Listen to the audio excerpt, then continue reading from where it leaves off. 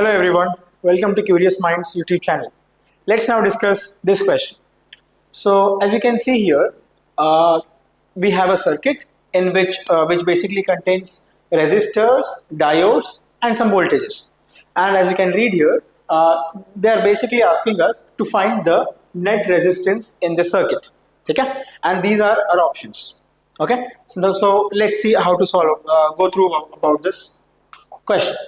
So if you notice that here is one potential, I mean this is minus 6 volt and it is minus 8 volts. So this is more than this, meaning this is relatively this is more compared to this. Okay, so if that is the case, and if we notice these diodes being connected in this particular manner, we can clearly see that this diode, this diode is going to be reversed biased, right? Because this is positive compared to this is more compared to this. So that is why this diode is basically it is not going to conduct. So there is not going to be anything in this through this path, and this is going to be behaving like a conducting diode. Okay, and hence this diagram, basically this entire complicated circuit diagram simplifies like this.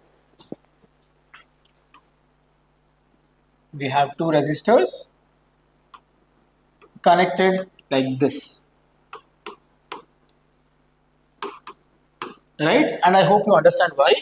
Because again I'm repeating, because this is going to be forward biased and this is going to be reversed biased, which is why this will behave as not conducting, okay, and this will behave as conducting.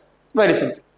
So yeah, so then this is going to be 15 ohms, this is going to be 10 ohms. So clearly the net resistance is going to be the parallel combination of these two, and that value is going to be, R parallel is going to be 15 into 10 over 15 plus 10 ohms, which is 150 over 25.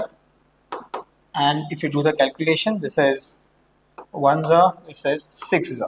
So the answer is going to be 6 ohms, right? Which is nothing but your third option. Thank you.